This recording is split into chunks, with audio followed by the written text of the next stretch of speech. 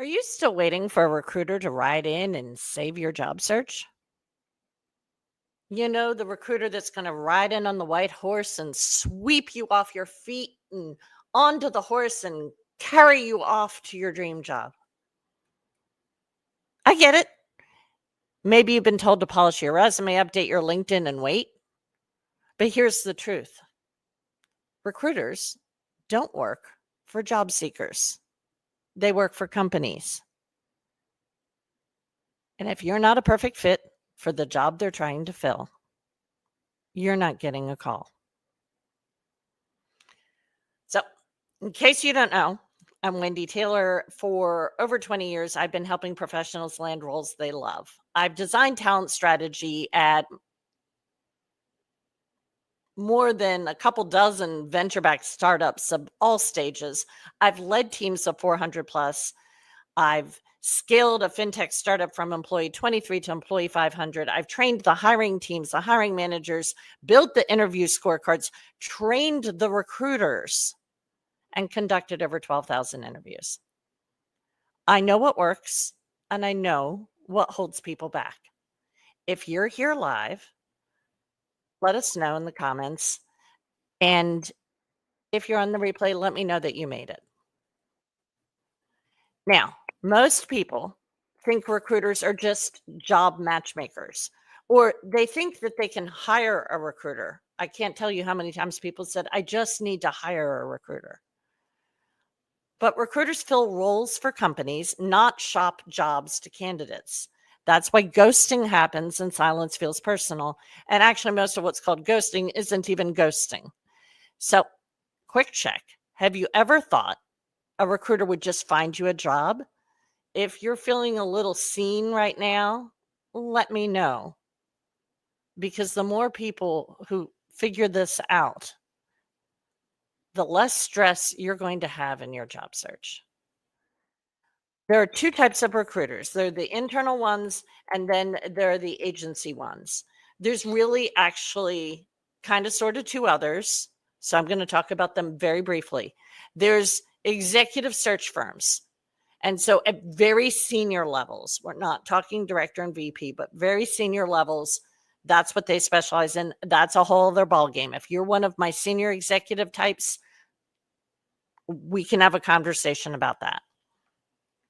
And then there are consultative recruiters. So that's actually what I did.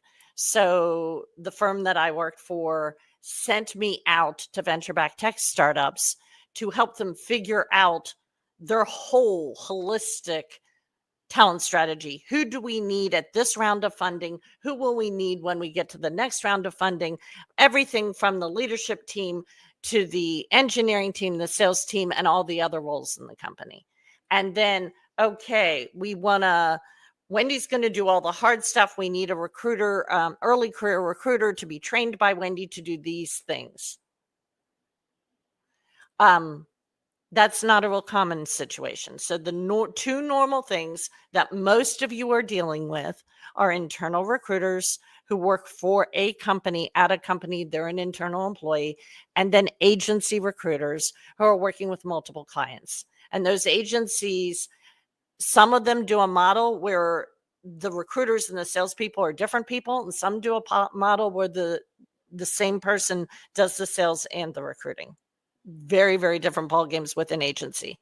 So to keep it simple, so you don't get overwhelmed, internal, they're an employee of the company. Agency, they work for a firm that has multiple clients.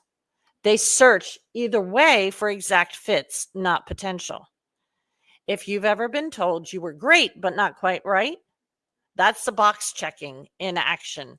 Give me a yes in the comments, whether you're here live or on replay, so that I know that you got it. And you've been there and you've been there, done that, and heard that you were great, but you were not quite right. You've been box checked. Okay. So how do you work with recruiters effectively? What can you do? Be crystal clear on your strengths and your job targets.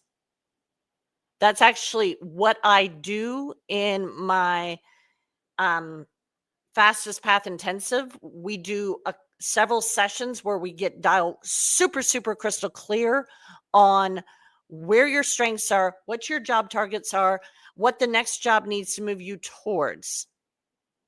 And then the next thing that you need to do is make your LinkedIn magnetically relevant. I talk about make your LinkedIn profile magnetic. And that's the other piece to my Fastest Path Intensive, where we go ahead and once we know what your strengths are, once we know what your targets are, then and only then can we upgrade your LinkedIn, make it magnetically relevant. And that's super important. And then the third thing you need to do to work with recruiters effectively is to be easy to advocate for. Have a story driven resume with clear communication on the results you deliver. So that's the third piece of my Fastest Path Intensive. Super, super, super valuable. We've got to dial that in so that the resume tells the stories that the recruiters need to hear so they know whether you're a fit for their hiring manager if they're internal, for their client if they're an agency. The fourth thing that you need to do to work with recruiters effectively is build network relationships that actually open doors. That this is actually not so much a how to work with recruiters effectively. This is a how do you get a job effectively. And so using the brilliance of LinkedIn, as much as it's changed, it still has that core feature that opens doors. It visually maps who the people you know, and it provides a method for opening doors. And that's a huge part of what we do in the second stage of working with me when you're in my coaching program. And so we're meeting 3 times a week, and we're really focused on your application strategy and your network relationships and how to leverage them to open doors. If you have that opens doors to decision makers, let me know in the comments. And if you're still building one of those or you'd like to have one of those, let me know that. I want to see those comments. Now, I'm a firm believer in taking charge. It's kind of what I call what I do. I kind of sort of been taking charge since I was a little kid. I was like always that way. If I join a group, I'm usually put in charge of it in about 5 seconds. So, I went to a networking event for a professional organization last month. And at the end of the meeting, when they were announcing the next meeting, the dude in charge of the group actually invited me to speak at the next meeting, but he didn't ask me. He just informed the group in front of me that I was going to be the speaker at the next meeting. I said, great. He's like, phew. Okay. So I am all about taking charge. But what I'm about for my clients is taking charge of their job search and taking charge of their career. So many people don't take charge. And when they don't take charge, their job search is long, it's demoralizing, it's depressing, it is anxiety inducing, it is marriage straining. Here's what works.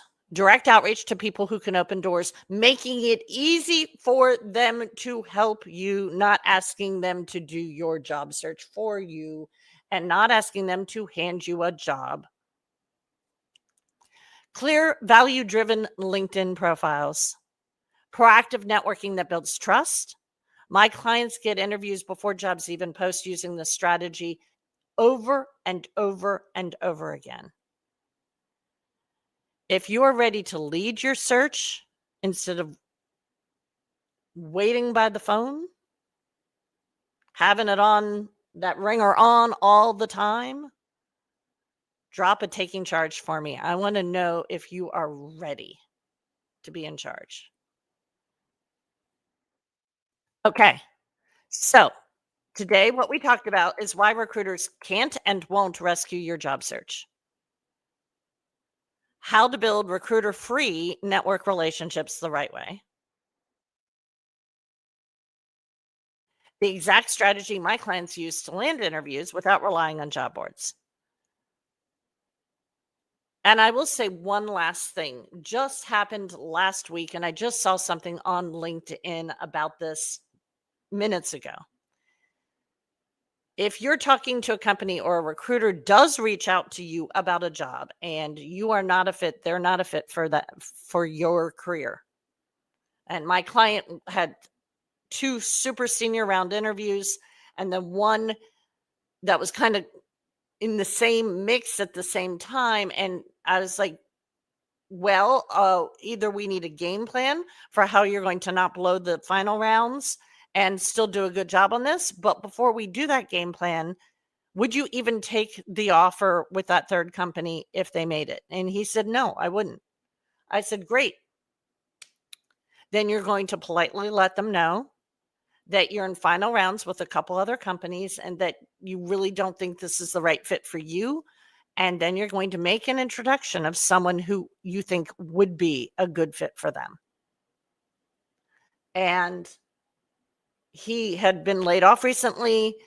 A bunch of people at his company had been laid off recently. He had somebody come to mind immediately. He was able to make that intro. That is the best thing you can do for your relationship with recruiters. Because remember, recruiters change jobs too. So you never know when that recruiter will have a job for which you are the perfect person. And think about what he was doing for the other person who got laid off. Amazing.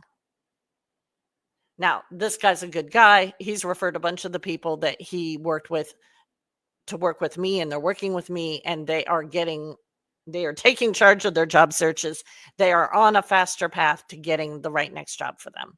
So just wanted to throw that out there about making intros to recruiters. It is huge. Now, I talked a little bit about my program as we talked about this today. If you want to go deeper, I've got the Taking Charge Networking Guide to help you take your next step. Drop me a white horse in the comments. I'll send it to you. But more importantly, if this session hit home and you're ready for real strategy, real help, real wisdom, if you're really ready to start taking charge, get on that fastest path to the next right fitting job for you, I offer complimentary clarity calls to help you figure out your next steps and see if coaching in my world is right for you. We'll explore one-to-one. We'll explore actually in our one-to-one call how my coaching program works, how we do that deep dive intensive, then the ongoing support, then the nailing of the interviews. Drop me a clarity. You can send me a DM about it. You can drop it in the comments. I'll make sure you get a spot on my calendar. And I look forward to talking with you.